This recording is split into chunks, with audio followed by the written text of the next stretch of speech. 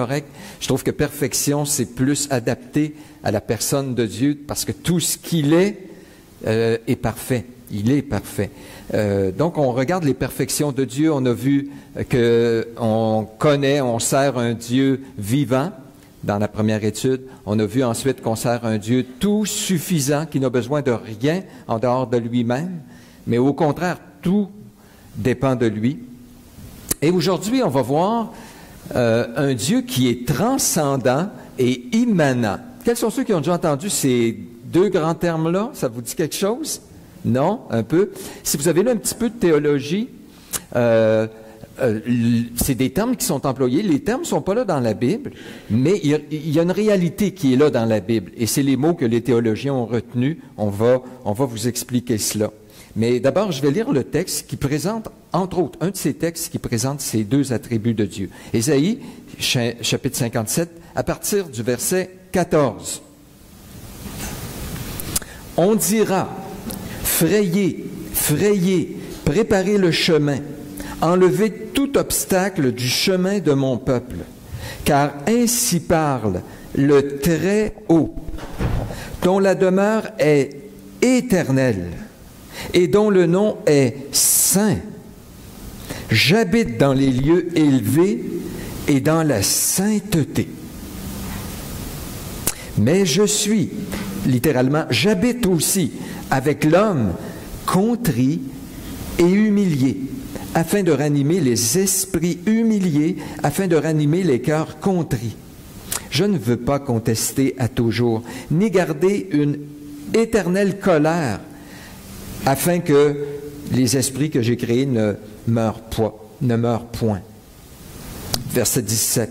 À cause de son avidité coupable, je me suis irrité, je l'ai frappé. Je me suis caché dans mon indignation, et le rebelle a suivi le chemin de son cœur. Mais j'ai vu ses voies, et je le guérirai.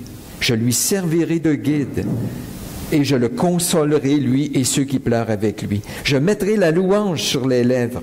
Paix, paix à celui qui est loin et à celui qui est près, dit l'Éternel. Je les guérirai, mais les méchants sont comme la mer agitée qui ne peut se calmer et dont les eaux soulèvent la vase et le limon. Il n'y a pas de paix pour le méchant, dit mon Dieu. C'est vraiment un beau texte. Peut-être en guise d'introduction, imaginez-vous que vous êtes malade. Il devrait apparaître un petit bonhomme malade. Imaginez que vous êtes malade, vous allez voir votre médecin et il vous donne vraiment pas des bonnes nouvelles. Il vous dit que vous êtes atteint d'une maladie qui a pas de remède et ça va être dégénératif. Il vous donne peut-être 1 an au maximum à vivre. Alors vous partez de là et imaginez d'un côté, vous avez votre famille qui est près de vous, proches, vos proches. Ils vous aiment, ils vous entourent, ils vous manifestent toute leur affection. Ils vont prendre soin de vous émotionnellement, physiquement du mieux qu'ils peuvent, vous assurer le maximum de confort pour le temps qui vous reste. Ben, c'est précieux. Mais tout à coup, vous entendez parler qu'il y aurait loin, un médecin, un homme, un super scientifique, très brillant, qui connaît la maladie puis qui a un remède à la maladie. Le problème, c'est de vous rendre là, parce que c'est loin, puis deuxièmement, c'est pas tant que ça accessible, parce que ça coûte une fortune, le médicament.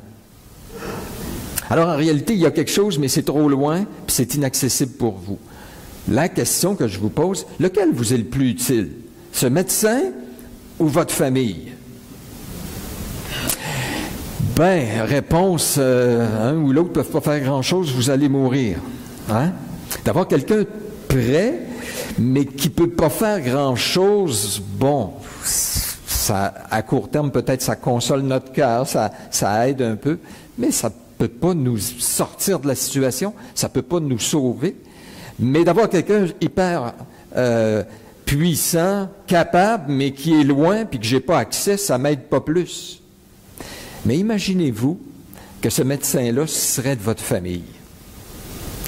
Toute la différence que ça fait. Là, il y a une compassion, il va venir, il va investir, il est déjà proche de vous. Alors lui, il peut vous apporter le réconfort, vous serrer dans ses bras, mais en plus, il y a le remède, puis il y a la capacité de vous en sortir. Bien, c'est pour ça qu'on parle ce matin de l'immanence et la transcendance de Dieu. C'est des grands termes qui veulent dire transcendance, c'est que Dieu est élevé, séparé de nous. Hein, au verset 15, ainsi parle le quoi? Très haut. Il y a deux mots en hébreu. Celui qui est haut et élevé. Ainsi parle le très haut, dont la demeure est quoi? Éternelle. Il habite dans l'éternité. C'est une autre dimension de nous, pas dans notre temps à nous. Dont la demeure est éternelle et dont le nom est saint. Le mot saint, pour nous, veut, souvent la définition qu'on va en donner, saint, c'est séparé du péché. Mais c'est beaucoup plus que ça. Pensez plutôt, le terme saint veut dire séparé, distant, différent, dans une classe à part. Dieu, là, est complètement autre que ce que nous, on est. Il se présente comme celui qui est saint, puis même, il habite, qui habite dans les lieux élevés et dans la sainteté, toujours au verset 15. Alors, la transcendance de Dieu, c'est cet aspect-là qui insiste sur le fait comment Dieu est différent de nous. Quand on parle de l'immanence, c'est que ce Dieu-là, à la fois, est loin, séparé, distant, différent, dans une classe à part, mais impliqué, proche de nous en même temps, intéressé à nous, il intervient, il agit dans nos vies. Il habite dans les lieux élevés, dans la sainteté, il est haut, élevé, séparé, mais il dit, j'habite aussi avec l'homme contrit et humilié. Autant il habite dans la sainteté, là on voit toute une sphère céleste glorieuse, les anges qui l'adorent en se couvrant la face, Ésaïe chapitre 6, qui crie Saint, Saint, Saint. Nul ne peut voir ce Dieu-là et vivre tellement il est glorieux, lumineux, extraordinaire. Il habite dans la gloire. Mais il dit, j'habite aussi avec l'homme contrit, humilié, dans son esprit, contrit, brisé. Un peu plus loin dans le texte, il va dire, ceux qui pleurent. Donc, on va tenter rapidement de définir un petit peu plus là, ces deux termes-là, parce que je veux vraiment que vous les compreniez, puis ensuite on va quand même regarder quelques points dans le texte, parce que ça change tout. En fait, ce que je veux qu'on retienne ce matin, c'est qu'il est essentiel qu'à la fois on voit qu'on a un équilibre. Le Dieu qu'on sert, le Dieu de la Bible, il est grand, incompréhensible. Vous avez beau là, vous imaginez, réfléchir, étudier, vous n'arriverez jamais à saisir parfaitement qui il est. Tellement c'est élevé, tellement c'est quelque chose de différent que ce qu'on connaît, de ce qu'on connaît. Et, mais à la fois, il prend soin de nous et il est proche. Et c'est important d'avoir cet équilibre-là, parce que ça va faire toute la différence. C'est à cause de ce Dieu tellement différent, mais proche, qu'on peut être sauvé. C'est à cause de ce Dieu tellement distinct, mais qui est venu même jusqu'à nous, qu'on peut maintenant, puis qui vit en nous, wow, qu'on peut vivre la vie chrétienne et trouver une paix, parce que ça termine, tout le texte termine avec l'idée de la paix. Mais d'abord, regardons ces deux termes-là. Le mot transcendance. Ça vaut la peine que vous le reteniez, même si ce n'est pas dans la Bible, parce que si vous lisez un petit peu des livres chrétiens, ça revient régulièrement. Notre Dieu est transcendant. Ça veut dire, la définition du dictionnaire, c'est le caractère de ce qui est d'une qualité supérieure. Le dictionnaire le définit comme ça, une qualité supérieure. Un autre dictionnaire, le premier c'est le Larousse, le deuxième, j'ai oublié de prendre le nom, mais ça dit ceci, qui s'élève au-dessus du niveau moyen, qui excelle dans son domaine. On dit par exemple un écrivain transcendant, ça veut dire que c'est un écrivain qui est exceptionnel. Ça c'est ce que le dictionnaire nous dit. Pour vous en rappeler, transcendant, pensez à ascendance. Ascension, c'est monter. La flèche, elle devrait être... Oups, on est allé un petit peu trop vite. Je pense qu'on va revenir au début. Donc, pensez une flèche vers le haut. Dieu est élevé. Transcendance, OK? Et il est élevé dans sa nature, supérieur à ce qu'on connaît, dans une toute autre catégorie. Lui seul est le créateur. Tout le reste, c'est des créatures.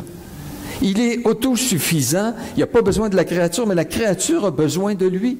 On en a parlé dans les dernières études. Il est élevé, supérieur dans ses attributs. Qui est comme notre Dieu? Qui est comme toi? On le dit souvent dans la Bible, dans ses attributs. On peut dire, il y a des gens parmi nous qui sont intelligents.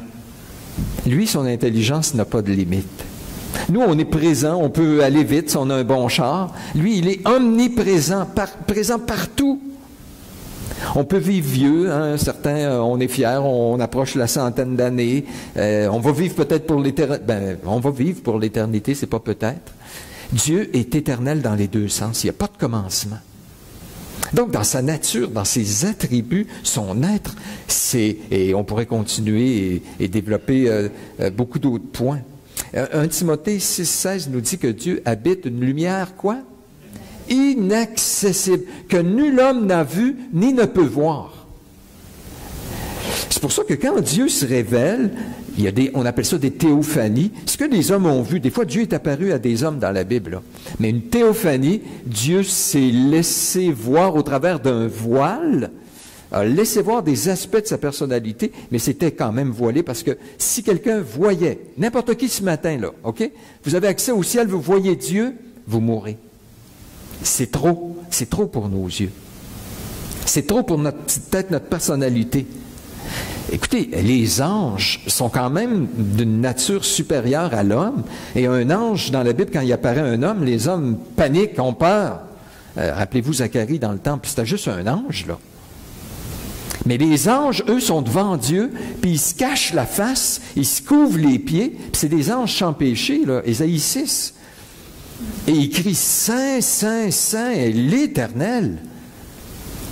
La terre et les cieux sont remplis de sa gloire. C'est un Dieu si grand, si élevé. Job dit, écoutez, on ne peut même pas regarder le soleil quand il brille dans sa force. Et il ajoute ceci. Oh, que la majesté de Dieu est redoutable. Nous ne saurions parvenir jusqu'au Tout-Puissant, grand par la force, par la justice, par le droit souverain. Tu as de la misère à regarder le soleil, puis quoi? Dieu, tu le regarderais, tu mourrais. Paul, j'oublie son nom. Paul. OK. C'est pas grave. C'est un auteur que j'écoutais dernièrement. Puis il disait, vous savez, quand il y a eu des grands réveils dans l'histoire, là, puis que Dieu, tout à coup, d'une façon extraordinaire, puissante, agit, se manifeste, les gens sont touchés, se repentent, sont brisés, voient des miracles. Un réveil, c'est quelque chose. Mais il dit, avez-vous déjà remarqué que il ne dure pas longtemps, les réveils, parce que c'est trop pour l'homme. D'être confronté à des aspects trop glorieux de Dieu, c'est trop pour nous.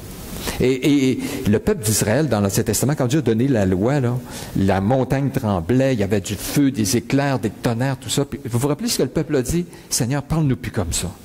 Parle-nous plus. Parle par Moïse, un intermédiaire, parle-nous plus comme ça, on va mourir. Comment vous voyez Dieu? Hein? Oh, le gars d'en haut, hein? J'ai déjà entendu quelqu'un me dire, parce qu'on parle de l'Évangile aux personnes, puis on leur parle qu'il y a un jugement, tout ça. Je m'arrangerai bien avec lui, mais que j'arrive. Vous avez déjà entendu ça? Tu ne sais pas à qui tu as affaire. La Bible dit que quand tu vas voir Dieu, tout genou va fléchir devant lui. Tellement il est grand. Toi, là, mon chum, on décrit Dieu, c'est irrévérencieux, c'est contraire à l'Écriture, c'est vraiment de ne pas saisir sa gloire. Moi, l'Éternel, j'habite dans les lieux élevés, dans la sainteté. Le très haut, c'est comme ça qu'on l'appelle. Son nom est saint. Mais il habite avec l'homme contrit et humilié. Tu sais, pense au mot habiter qui est répété ici, là, OK? Il habite dans la gloire, la sainteté. Là, ça parle de sa sphère céleste, le monde dans lequel il est, puis c'est toute une réalité qui nous dépasse. Un jour, on va se retrouver là, OK? Mais présentement, c'est quelque chose, là, c'est élevé. Les cieux sont infiniment élevés au-dessus de la terre, OK? Il habite là. Mais il emploie le même mot. Il dit, j'habite aussi avec l'homme contrit et humilié. Habiter avec. Sa sphère, c'est aussi nous. Si Dieu s'était abaissé jusqu'aux anges qui n'ont pas péché, Dieu dit, bon, ben regarde, je vais avoir une communion avec ma créature pour avoir quelque chose qui convient un peu à ma gloire, à ma grandeur, m'a baissé un petit peu, mais le plus bas que je peux aller, c'est les anges qui n'ont pas péché. Puis là, avoir une relation avec eux, déjà, on aurait dit, Dieu, il a fait, quelle son immanence. Il descend. Il est proche d'eux. Mais non, c'est pas ça qu'il a fait. Il aurait pu dire, regardez, là, écoute, mes yeux sont trop purs pour voir le mal. Les seuls avec qui je peux avoir une relation, c'est Adam et Ève jusqu'à ce qu'ils pêchent. Après ça, c'est fini. Là. Moi, c'est trop pour moi. Je ne peux pas aller plus bas que ça. Là. Mais ça ne s'est pas arrêté là. Il aurait pu dire, OK, il m'a baissé, les hommes ont péché. Mais il y en a quelques-uns là-dedans qui se distinguent. Ils ont acquis une certaine morale, une moralité, un certain standard de vie. Ils ont des qualifications. Là. Ils sont un peu plus élevés que les autres, les super spirituels. M'ont allé jusqu'à eux autres, là. Mais là, plus bas que ça, là, oubliez ça, là. Dieu dit non. Moi, je suis avec l'homme qui s'abaisse, contrit, abaissé, humilié, qui pleure à cause de son péché. C'est ça l'idée. Ce Dieu grand est aussi immanent, l'immanence de Dieu. Il est là, avec nous, proche de nous. Habite avec nous, c'est des termes qui sont employés, puis pas avec n'importe qui, avec l'homme contrit et humilié. Et quand vous pensez au mot habitation, c'est clair, on ne peut pas s'empêcher de penser à Jean chapitre 1, où on a encore les deux. Jean chapitre 1, là, au commencement était la parole, Jésus. La parole était Dieu, elle était avec Dieu, dans la gloire. La transcendance, l'élévation. Et ça nous dit après, et la parole a été faite chair, et elle a quoi? Habité parmi nous. Encore, on a cette double... Ça fait que vous voulez des versets dans la Bible qui parlent de l'immanence et de la transcendance de Dieu? Ben, Jean chapitre 1. Vous en voulez un autre? Le plus court, vous allez vous en rappeler. Quand on dit notre Père, c'est quoi les premiers mots? Notre Père.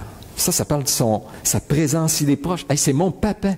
Le Dieu de gloire, là, c'est mon Père. Notre Père. Mais qui est aux cieux? Transcendance. Papa, immanence. Transcendance, qui est aux cieux. Ça, c'est tout l'équilibre qu'on doit avoir quand on approche de Dieu. On va finir par m'enfarger dedans.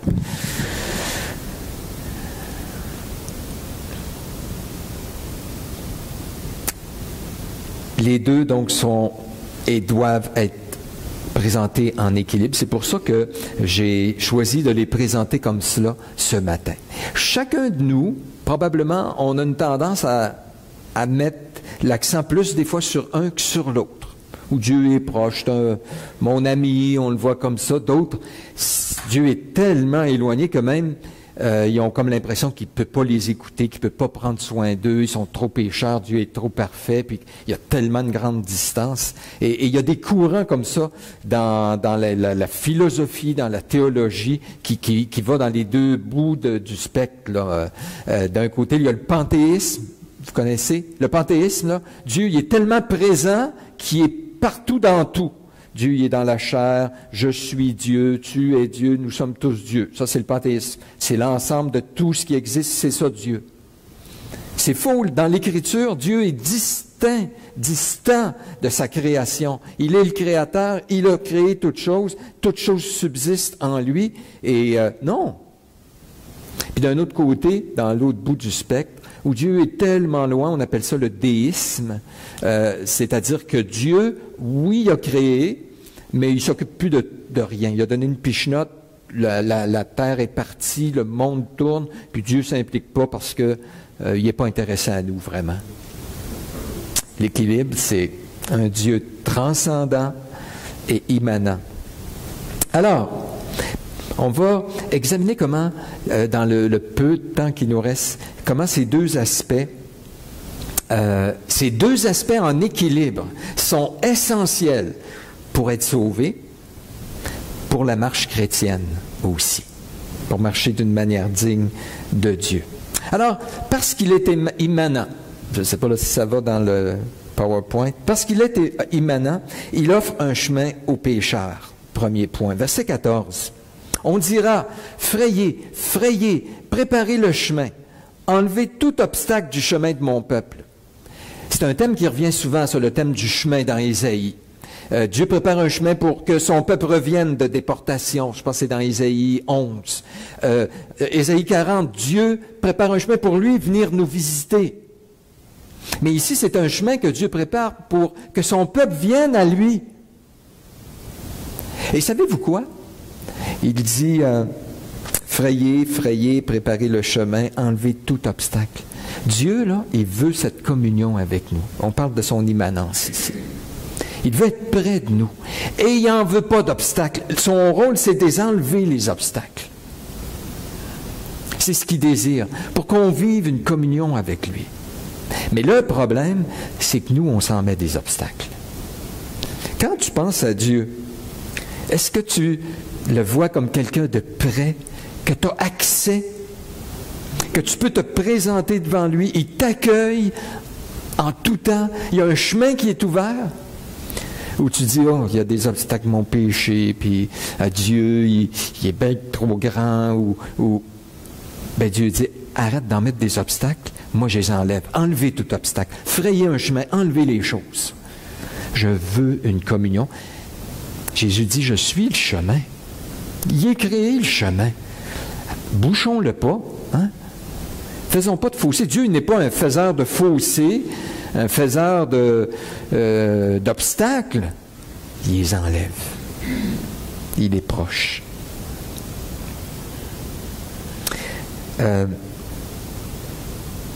Deux, il habite avec le pécheur.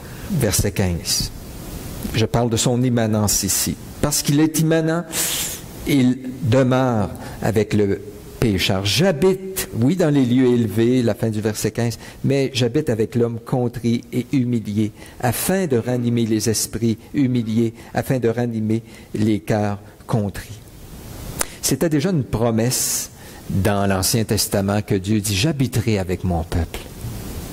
Et dans le Nouveau Testament, où Jésus dit, je suis avec vous tous les jours jusqu'à la fin du monde. Son esprit habite en nous, Jésus habite en nous. Ça, c'est ce que Dieu voulait, OK? Et maintenant, c'est intéressant.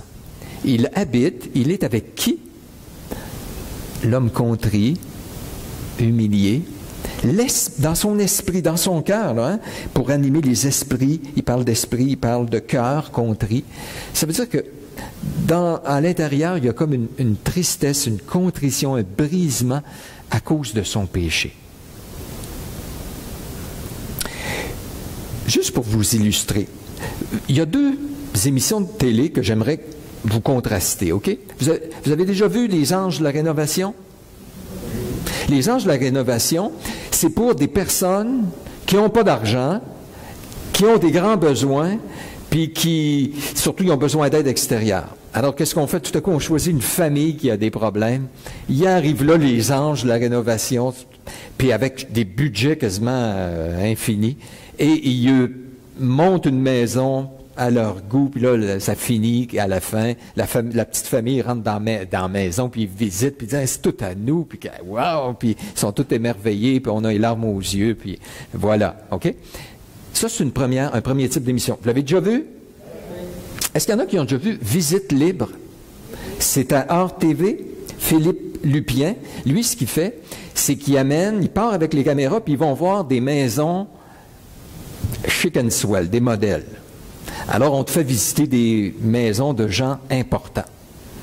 Et là, on te présente toutes les choses, puis quand tu as fini d'écouter ça, tu veux vendre ta maison, puis tu vois que tu n'es pas à la hauteur tout à fait, OK? Si vous voulez dire, moi, j'aimerais participer à une des deux émissions, ça prend des critères complètement différents. Si tu veux participer aux Anges de la rénovation, tu dois être quoi? Un pauvre qui n'a pas de moyens.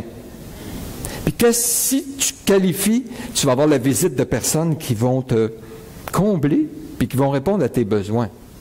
Si tu veux participer à Visite libre, tu veux qu'ils viennent, eux, te visiter ta maison, qu'est-ce que ça prend comme critère?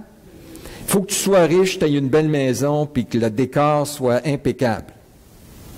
Question. Qui Dieu vient visiter? Ceux qui sont brisés, qui n'ont pas les ressources, qui n'y arrivent pas.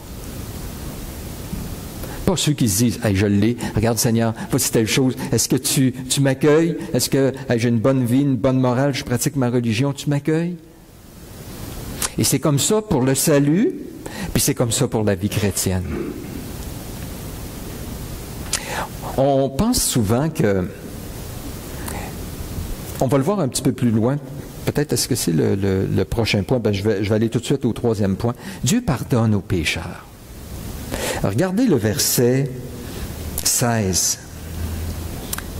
Le peuple a péché, puis il dit, « Je ne veux pas contester à toujours. » Le mot, c'est littéralement les traîner en justice. OK? Dieu ne veut pas constamment traîner son peuple en justice pour les condamner. Et je ne veux pas non plus garder une colère éternelle. Quand devant moi tombe, sinon vont tomber devant moi les âmes, les esprits que j'ai faits vont tomber en défaillance. Ils vont mourir si je garde cette attitude-là. Dieu dit au verset 17, à cause de son avidité coupable, je me suis irrité, je l'ai frappé. Il parle de son peuple, là, à cause de ses désirs, de son avidité, ils ont fait du mal, etc. Dans les versets précédents, c'est tout décrit. Il dit, à cause de ça, j'ai dû cacher ma face dans mon indignation, et je les ai livrés à eux-mêmes de telle sorte que le rebelle a suivi les chemins de son cœur. Il dit au verset 18, j'ai vu ses voies. Hey, pensez à ça. Dieu dit, garde le peuple, ce qu'ils font le mal, puis c'est décrit, puis j'ai vu ses voies. Dire, ça y est, on est cuit. Dieu voit tout ça. Mais on ne s'attend pas au reste du verset. Je le guérirai. On se serait attendu à ce qu'ils disent, hey, j'ai vu ton péché, puis je te vois, puis je vois ton incohérence, puis tout ça, là. C'est fini. Tu vas avoir ma colère. Il dit, non, non, je ne garde pas toujours ma colère. Je vais te traîner en justice. Non, non. Je ne te condamnerai pas. Je vais te guérir. Je vais te pardonner. C'est ça l'idée ici. Le Dieu qui est prêt et puissant guérit, pardonne, restaure. J'en reviens à ce que je voulais mentionner. Le pardon de Dieu, on pense souvent, exemple, je vous donnerai l'image, je vous dis, écoute, imagine, tu as tué quelqu'un. Est-ce que tu penses que Dieu pourrait te pardonner? Puis là, tu regardes tout ça, puis tu dis, ouais, je pense qu'il pourrait me pardonner. J'ai vu dans la Bible, il a pardonné à David, tout ça. Puis, OK, si je faisais l'adultère, que je trompe ma femme ou mon mari, est-ce que Dieu me pardonne? Hey, j'aurais de la misère, mais tu sais, je veux me rappeler comment le pardon de Dieu est grand. Mais savez-vous quoi? Souvent, tu n'as même pas besoin de faire ça. On a de la misère dans des beaucoup plus petites choses à accepter le pardon de Dieu, puis à le croire. On regarde des fois, soyons honnêtes, on regarde, moi j'appelle ça des tares. Des traits de caractère qu'on a, où on réagit pas bien, où, bon, tout à coup, dans telle situation, je me mets automatiquement à m'inquiéter, ou automatiquement, je me mets à en vouloir à quelqu'un, puis je dis, voyons, j'ai prié là-dessus, puis ça revient encore, et là, on sent une distance avec Dieu. Tu n'as même pas besoin d'avoir tué quelqu'un. On est des experts pour se rendre coupable, se mettre du poids sur les épaules. On entend à l'Église un bon message, l'évangélisation. Il faut gagner des perdus. Tu t'en retournes chez vous, puis tu dis, hey, moi, je n'y arrive pas. Écoute, j'ai de la misère à parler, je suis timide, puis il est gros poids de culpabilité. Puis là, tu dis, hey, Dieu doit m'en vouloir. Hein? Il s'agit d'avoir un message qui parle de la prière. Et tu te retrouves face à quelque chose. Dernièrement, je regardais, je regardais des rêves que j'avais il y a quelques années, je les ai pas accomplis. Ça me mettait un poids sur les épaules en me disant, ah, t'es pas fort, toi, t'es pas fort. Tu sais, il me semble que c'est des choses que la plupart des gens ont, tu aurais voulu atteindre, tu l'as pas atteint, et là, je me sens mal. Mais j'ai appris, frères et sœurs, avec le temps, il y a une lumière rouge qui s'allume. Quand je sens poids de culpabilité, honte, une espèce de déception de moi-même. Quand je me compare aux autres, puis je dis, ah, eux autres l'ont, puis il me semble, moi, je ne l'ai pas. Il y a tout de suite, maintenant, une deuxième lumière qui s'allume, puis dire, Jésus est venu pour ça. Ça ne change pas l'amour que Dieu a pour toi. Jésus a payé. S'il y a une partie de ça que c'est des péchés, Jésus a payé. Si c'est une partie que c'est des blessures, tu as mal géré certaines choses, puis tu vis avec ça aujourd'hui, Jésus dit, je suis venu pour guérir. Il guérit.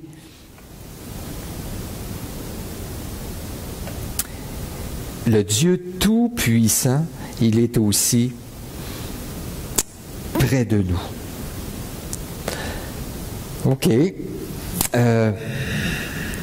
Je vais juste terminer avec, on va aller tout de suite, parce qu'il est, peut-être on peut avancer, parce qu'il est transcendant, vas-y avec le premier point, il inspire crainte et brisement. Parce que dans les passages précédents, ce Dieu-là décrit le péché de son peuple.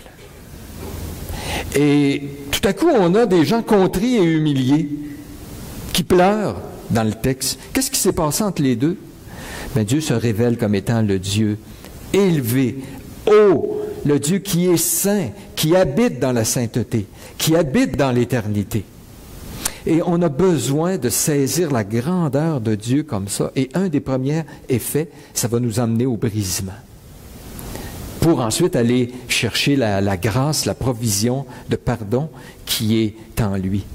Le deuxième point, il parle avec autorité. Parce que si vous remarquez dans Ésaïe 57, à partir du verset 15, Dieu parle, verset 15, « Car ainsi parle le Très-Haut. » Et tout le reste, c'est Dieu qui parle jusqu'à la fin.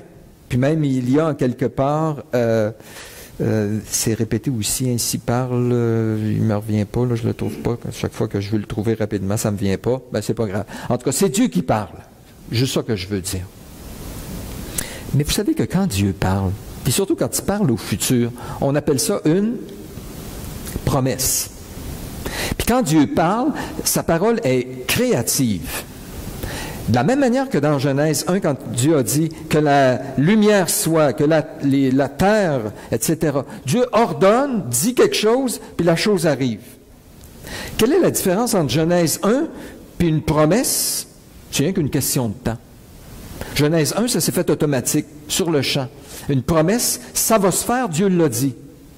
Mais des fois, il y a un temps entre le moment où il dit, puis ça va s'accomplir. Mais ça va s'accomplir. Et à ceux qui sont brisés, qui savent qu'ils n'ont pas l'affaire, qui ne sont pas à la hauteur, puis qui sont déçus d'eux-mêmes, puis qui se sentent coupables, puis qui... Regardez la belle promesse. Dieu va le faire, il l'a dit. C'est une parole créatrice. Verset 18, « J'ai vu ses voies et je le guérirai. » Mon frère, ma sœur, Dieu ne fait pas juste te pardonner. Puis tu vas retomber, il pardonne. Tu retombes, il pardonne, ainsi de suite, puis tu restes au même niveau. Il dit non, je vais te guérir. Il y a une série, là, le temps nous manque, mais ça aurait été intéressant de regarder les chapitres précédents où Dieu parle de vous, toi, mon peuple, puis là, il décrit leurs péchés. Et ici, à partir du verset 14, c'est je. Dieu parle de lui, ce qu'il va faire. Et il va pardonner, et il va guérir. C'est lui qui va le faire. Moi, c'est le genre de verset-là qu'il faut, je vous encourage, soulignez ça dans votre Bible. Puis quand vous priez pour quelque chose dans votre vie, que vous voulez avoir une victoire, vous voulez voir Dieu agir, qu'il vous guérisse là, des choses, Seigneur t'a promis, t'a dit, je le guérirai. Dans l'Ancien Testament, il y a des images là, de ce que Dieu veut faire dans la Nouvelle Alliance. Chez Ézéchiel, il veut mettre en nous un nouveau cœur, nouvelle naissance. Puis il va nous donner un nouveau cœur de telle sorte qu'on va obéir à sa parole. Wow! Et ça aussi, ça c'est un texte que à partir d'Ézéchiel 33 et les suivants jusqu'à 36, je pense, là. Dans Jérémie, qu'est-ce que Dieu va faire? Il va écrire la loi dans notre cœur. Avant, la loi était à l'extérieur, l'homme essaye de l'accomplir, il n'y arrive pas, la loi le condamne, il est écrasé. Puis Dieu dit maintenant, ça va faire partie de ton cœur, ça va être tes pensées, tes désirs, ça va faire partie de tes réflexions, la loi va venir de l'intérieur. Et la promesse chez Isaïe, c'est « Je te guérirai ». Il se compare à un médecin qui va faire une opération intérieure et qui va nous transformer. Je te guérirai. Mais comment Dieu peut faire pour nous pardonner puis nous guérir, lui qui est saint, élevé, qui ne peut pas voir le mal? Si on retournait de quelques chapitres, Ésaïe 53, il dit, c'est par ces meurtrissures que quoi? Que nous sommes guéris. À cause de l'œuvre tout simple et toute grande de Jésus. Il nous guérit, c'est par ces meurtrissures que vous êtes guéris. Il nous pardonne parce que selon Ésaïe 53, Jésus est notre victime expiatoire. Il a payé pour nos péchés. Il est notre substitut. Il a pris notre place. Non seulement il va nous restaurer, guérir, il va élever, il va guider, il va consoler, il va créer, j'aime ce mot-là, c'est la meilleure traduction dans Sommeur, je crois, il va créer la louange et la paix. Je conclus en disant, frères et sœurs, nous avons, suivez-moi bien, un Dieu si inaccessible, mais si accessible en même temps. On a un Dieu si élevé, mais si condescendant aussi. Pas condescendant dans le sens négatif. On dit que quelqu'un de condescendant qui se prend pour un autre, qui méprise, il y a un sens positif. Condescendant, c'est de se rendre jusqu'à l'autre. Dieu est si élevé et si condescendant, si éloigné. Mes pensées ne sont pas vos pensées. Mes voix ne sont pas mes voix. Quel Dieu est semblable à toi? Ton intelligence est sans limite. Si éloigné, mais en même temps si proche. Comme dit Deutéronome, il n'y a pas de Dieu comme ça si proche de nous chaque fois qu'on l'invoque. Vous vous rappelez? Deutéronome 14. On a un Dieu complètement séparé de l'homme, saint, différent, distinct, mais aussi à la fois uni avec nous. Le Dieu glorieux de l'univers, là, qu'on ne peut pas voir et vivre, habite en toi si tu es un chrétien. Tu vas voir sa face pour l'éternité. Heureux ceux qui ont le cœur pur, car ils verront Dieu. Ce Dieu-là est venu jusqu'à nous à la personne de Jésus, complètement séparé, mais si uni. Je suis uni à Jésus, en lui. On a un Dieu complètement incompréhensible. Qui peut saisir Dieu? Mais en même temps, on a un Dieu qui s'est révélé jusqu'à nous, qui se fait connaître. Et donc, on ne le comprendra jamais dans toute sa totalité, mais on a une connaissance qu'il nous donne qui grandit. Il y a les deux. On a un Dieu juste qui punit le coupable, mais qui justifie aussi et qui absout le coupable. On a un Dieu Seigneur, mais on a un Dieu serviteur. Jésus n'est pas venu pour être servi, mais pour servir, donner sa vie en rançon pour tous. Un Dieu serviteur et sauveur. Prions. Quelques personnes veulent nous conduire et surtout abonder en louange envers le Dieu transcendant et immanent. Pendant que les musiciens s'approchent, prions.